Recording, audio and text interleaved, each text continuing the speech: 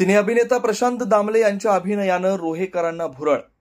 Doctor Chintamanrao Deshmukh शहर सभागृहाचं उद्घाटन राष्ट्रवादीचे प्रदेशाध्यक्ष खासदार सुनील तटकरे, मंत्री आदिती तटकरे व माजी आमदार अनिकेत तटकरे यांच्या संकल्पनेतून करण्यात आलं।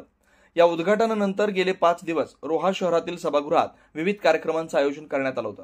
या कार्यक्रमांदरम्यान नाटक, संगीत, कला अशा विविध क्षेत्रातील कलाकारांनी आपल्या कलेचं भारदस्त सादरीकरण केलं। त्यामुळे 5 दिवस कसं संपले समजलेच नाही। शेवटच्या दिवशी शिकायला गेलो एक या नाटकाच्या 13,333व्या प्रयोगानं रोहेकरांचा आनंद गगनात मावेनासा झाला। प्रेक्षकांनी टाळ्यांचा कडकडाट आणि मोबाईल टॉर्चच्या उजेडात उत्स्फूर्त दाद दिली। सिने अभिनेता प्रशांत दामले यांनी यावेळी नाट्यगृहाचं जतन करणं ही आपली सर्वांची जबाबदारी असल्याचं सांगितलं। महिन्याला एक तरी नाटक झालंच पाहिजे असं आवाहन त्यांनी केलं। ते म्हणाले, मी फक्त 3 तास काम करतो, आमदार खासदार साहेब तुम्ही आमच्यापेक्षा जास्त काम करता, अशा शब्दात दामले यांनी खासदार सुनील तटकरे यांची प्रशंसा केली। या प्रसंगी आलेल्या सर्व कलाकारांचा खासदार सुनील तटकरे यांच्या हस्ते शाल, श्रीफळ व सन्मान चिन्ह देऊन सत्कार करण्यात आला। तसेच तुम्हाला लवकरच दादासाहेब फाळके पुरस्कार मिळावा अशी प्रार्थना खासदार सुनील तटकरे यांनी दहावीर चरणी केली। 13,333 प्रयोगाकडे वाटचाल करणारे आणि मगाशी सहजगत्या म्हणाले की त्याला गुणिले 5 म्हणजे 65,000 वेळेला वेशभूषा ज्यांनी बदललेले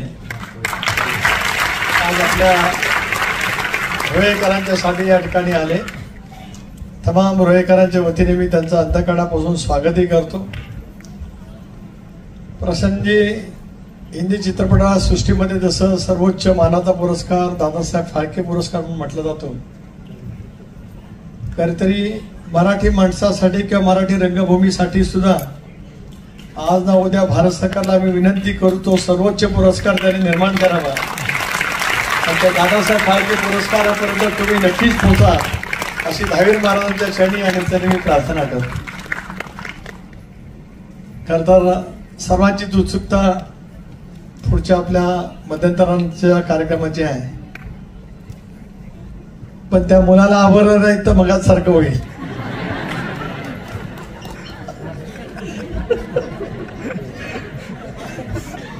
इतकं आपल्याबद्दल म्हणणं म्हणजे मी चुकीचं ठरेल।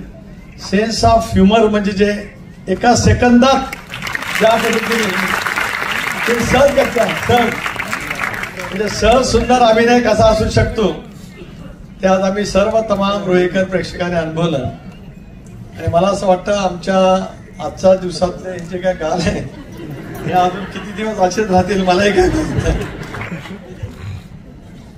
बाकी आपलं कौतुक करण्यासाठी माझ्या शब्द मांडणारा शब्द अपुरे आहे।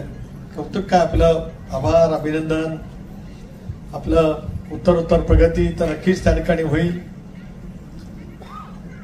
13,333 नंतरची पुढची वाटचाल खूपच मोठी राहणार आहे आणि मराठी रंगभूमी जोपर्यंत आहे म्हणजे जसं आपण म्हणतो की चंद्र सूर्य तारे असेपर्यंत तोपर्यंत प्रशांत दामले हे नाव मराठी रंगभूमीवर बाकी काय म्हणत नाही, फक्त एवढंच सुख म्हणजे काय असतं तेवढी एक झलक। धन्यवाद तमाम रसिक रोहेकर प्रेक्षकांचं, धन्यवाद। तुमचे मनापासून आभार मानतो।